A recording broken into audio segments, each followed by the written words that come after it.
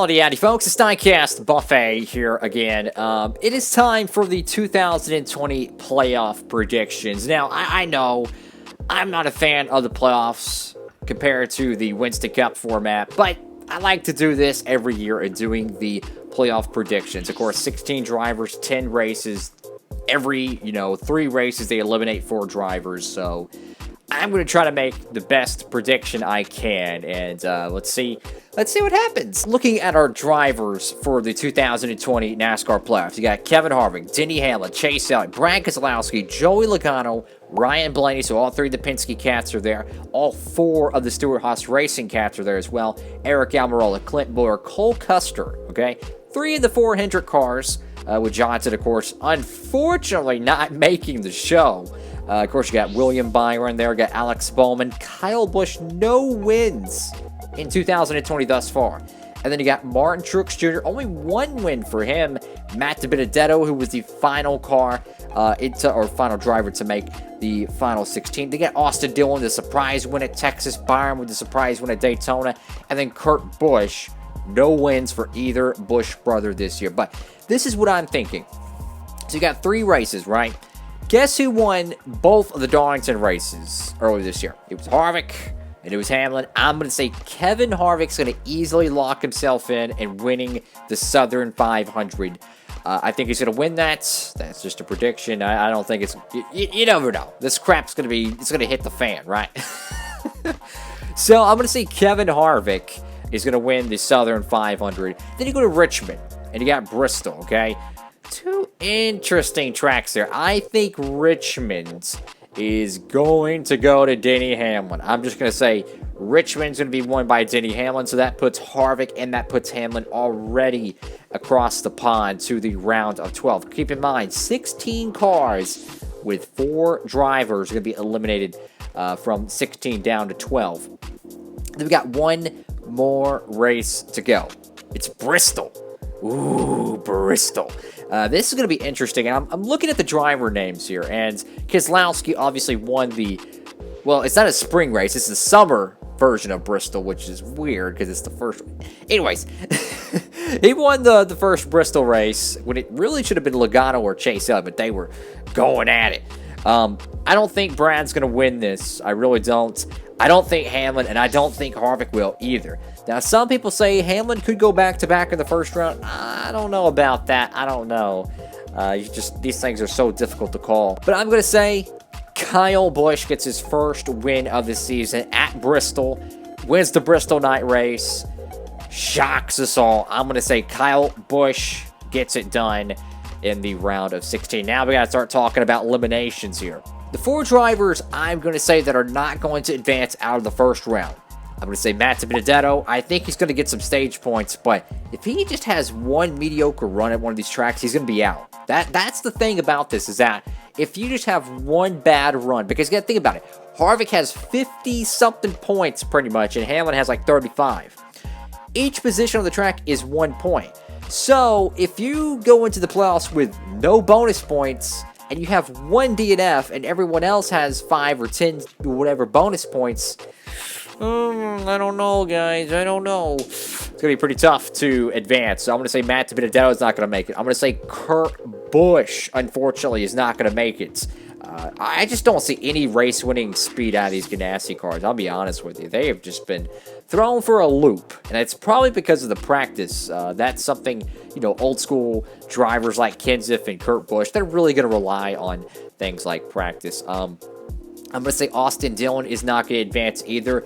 Yes, he won the Texas race, but 2 of these races are going to be based off the short track package, and you got to be able to pass. You got to be able to be out front. You can't just idle around like you did at Texas with the bootleg restrictor plates. So I'm going to say Austin Dillon's out, but I'm going to say Cole Custer is going to advance. I'm going to say Cole Custer is going to advance. I'm going to also eliminate another driver here. I'm going to say William Byron is going to have a decently tough go in the first round. We see, if you are just deep in the playoff running, it's so hard to advance out of the first round because you look at the drivers who are generally having issues week to week out. I don't think William Byron's going to advance out of this round with winning. I think he's going to really need some stage points because, like I said, everyone else is going to pretty much have stage points except for like the bottom 4 or 5. And yes, he does have the 5 bonus points, but unfortunately, I just don't see Byron advancing out of the first round. So I'm going to say Dylan, Kurt Busch, Matt DiBenedetto, and William Byron eliminated after just 3 races. All right, so my next prediction here. Well, it's the round of 12. This is kind of the make or break round because if you get into the round of 8 and you don't have race winning speed or playoff points to fall back on, it is so difficult to make that because how many times have we seen all 3 of those races be won by playoff drivers and there's just one spot that goes to points? I'm just saying, you're going to have Vegas, Talladega, and the Roval at Charlotte. Anyone can win these races. I'm just saying, anyone. I think Vegas, it could be throwing people for a loop. I heard something that they might not even race Vegas for whatever reason. I don't know. But I'm going to go for this, sake of argument. We're going to run the Vegas race in this, prediction deal. So Vegas, of course, really good with the Penske Cats. Martin Truex Jr., though, did win the Vegas race last year. I'm going to say that Denny Hamlin is going to win Vegas. These 1.5 miles, man, I'm telling you. Think about it.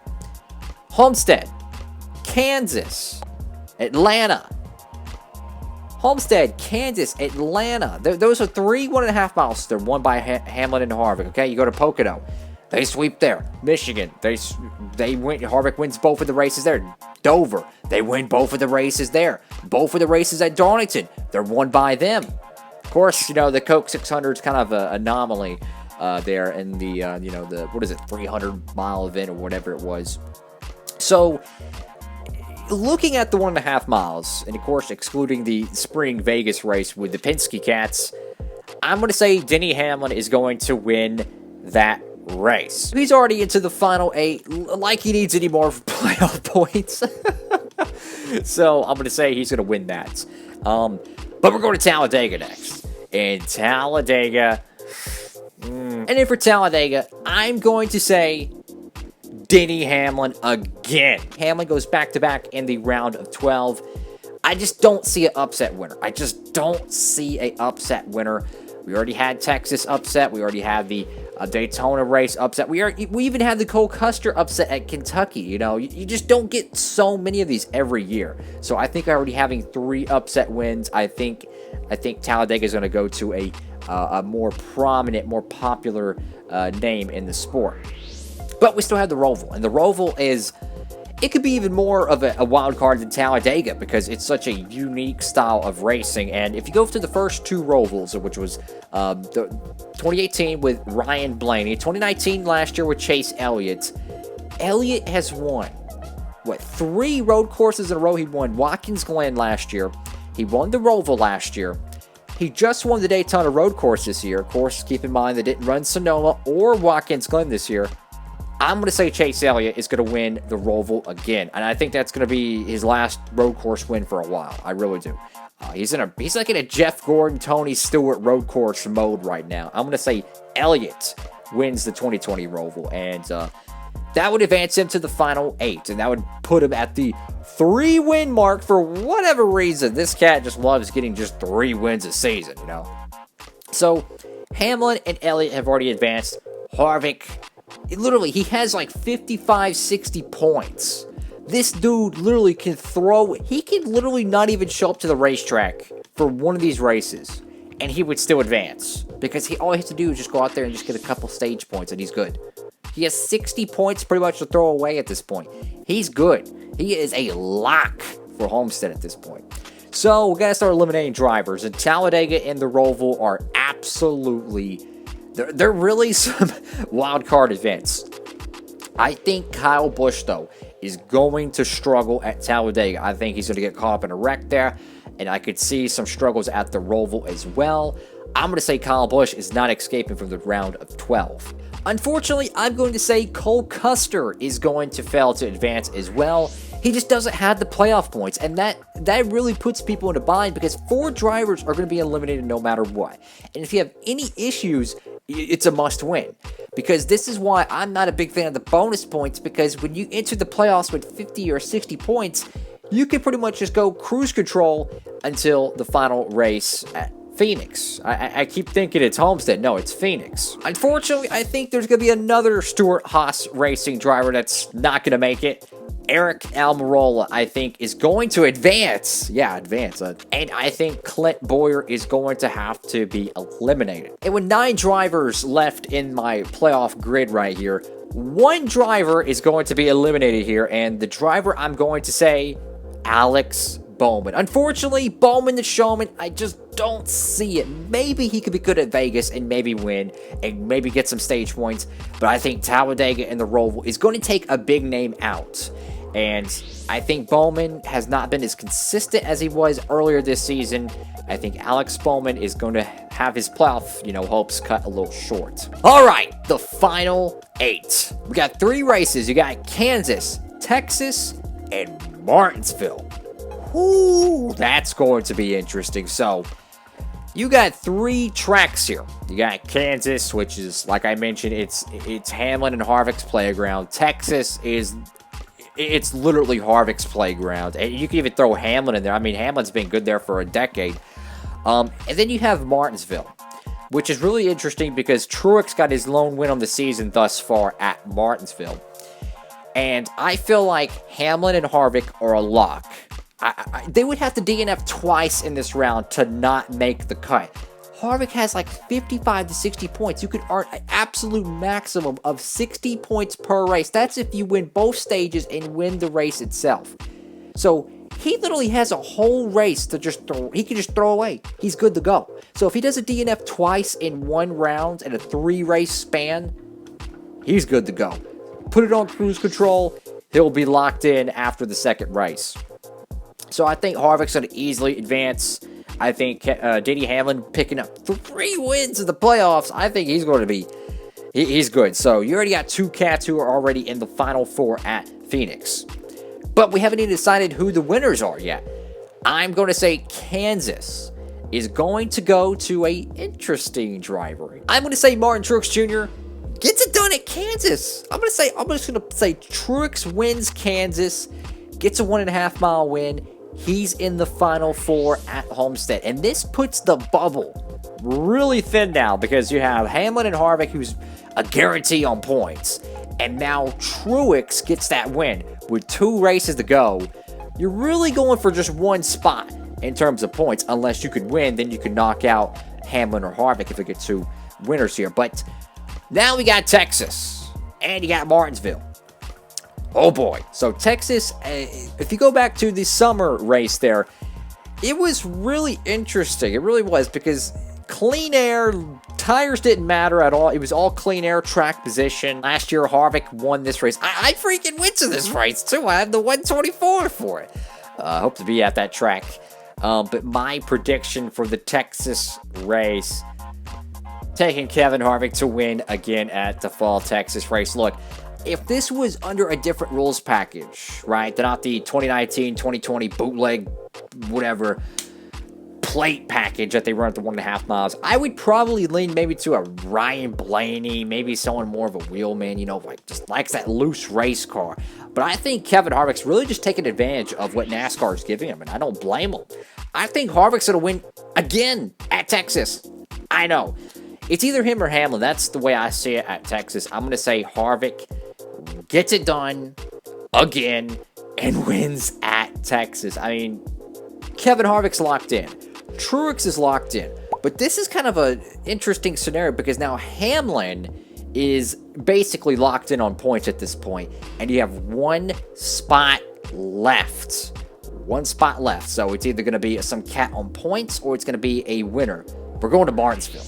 Beating and banging, short track action to set the field for the Final 4 at Phoenix. Looking at the rest of the drivers looking to advance, you have Chase Elliott, Eric Almirola, Ryan Blaney, Joey Logano, and Brad Keselowski, okay? And I'm going to make a prediction here. Chase Elliott will win Martinsville. I'm just throwing it out there. I think Elliott's going to win Martinsville. He's going to finally get over that 3-win gap. He's going to... I don't know. I just feel like he could win one of these, just one of these short track deals. He did win the All-Star Bristol race, but I'm going to say that Elliott gets the win at Martinsville, and this is how the championship 4 will look. Harvick, Truex, Hamlin, Elliott.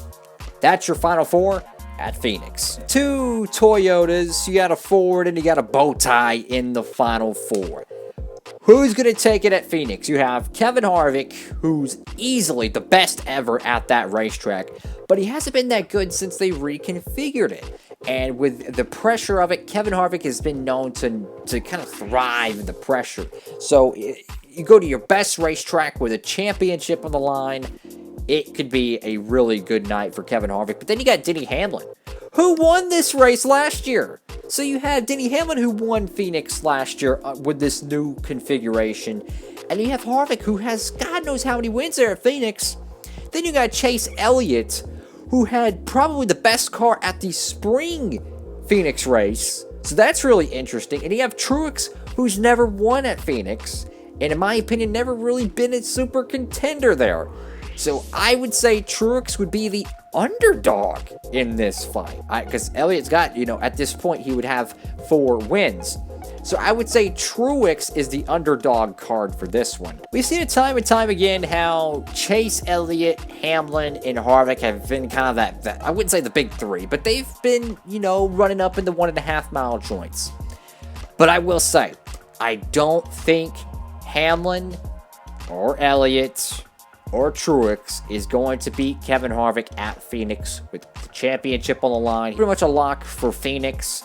I'm going to say Kevin Harvick is going to cap off a championship juggernaut of a season and win the championship. And this would put Kevin Harvick as a 2-time champion. Of course, he won the first playoff title back in 2014. But I just think Phoenix is look, barring a complete disaster, I think Harvick is the best at Phoenix. And yes, he hasn't done good with the new configuration, but he's had a couple of goes at it, right? And I think out of these 4 drivers, I think the competition's going to let them race it out for one, which it's going to be a little bit more tighter corridors than we see at Homestead, but I do think they're going to let the competition race it out, and I do think Kevin Harvick is going to get the win. That's my prediction. Of course, with me being a Chase Elliott fan, I want Elliott to win the championship, but I just see a little bit something different in Elliott this year, and it's exciting. I think Elliott has a legitimate shot to make the Final 4 this year. I really do. He's done good in this package. He's obviously shown he's capable at short tracks. There's a lot of short tracks in this playoff. Think about it. Phoenix is, in my opinion, is like a short track. It really is. Rockingham ain't the size of Bristol, but it's a short track. So you think about it. You got Martinsville, Bristol, and then, of course, you got Richmond, right? So you got 3 short tracks there. Then you got Phoenix, which is like a bootleg short track. I don't know. But I'm going to say Kevin Harvick wins Phoenix, and he wins the championship. I think Elliott will be battling, though, for the end there. Elliott's really good at Phoenix. I don't think people realize that, but he's actually really good at Phoenix. I just think Hamlin's luck's going to dry up at the end, though. I think he's won so much that I just don't think he's going to win again. And you're going to have to win Phoenix, in my opinion, to win this championship. I just don't see these drivers being outdueled by, an outsider or whatnot. But you never know. We have not had a champion since 2014 crowns. That wasn't the race winner as well. So maybe we could see something different. Maybe we could see Almirola win. Anyways, folks, thank you all so much for watching the video. Make sure to give it a big thumbs up, like, comment, and subscribe. Tell me who you think's going to win this 2020 NASCAR championship. Again, I say a lot of crap about the playoffs, and I'll be honest with you, I'm not a huge fan of it. I much prefer the Winston Cup format or even the Chase format. But this is something I've been doing since 2014, so I was like, look, I'm going to do it again.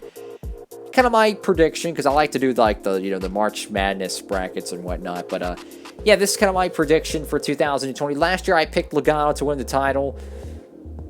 Yeah. I think the upset, though, is going to be Kyle Busch. I think about all the tracks, I think Bristol could be a good one, but this package, I'm telling you, man, it's so hard to pass Kevin Harvick and Hamlin. I think this 10-race stretch is going to be between how much God-given playoff points these cats can get, because they are locks for Phoenix, as far as I'm concerned. Anyways, folks, thank y'all so much for watching. Hope you had a great day out there. Diecastbuffet, signing off.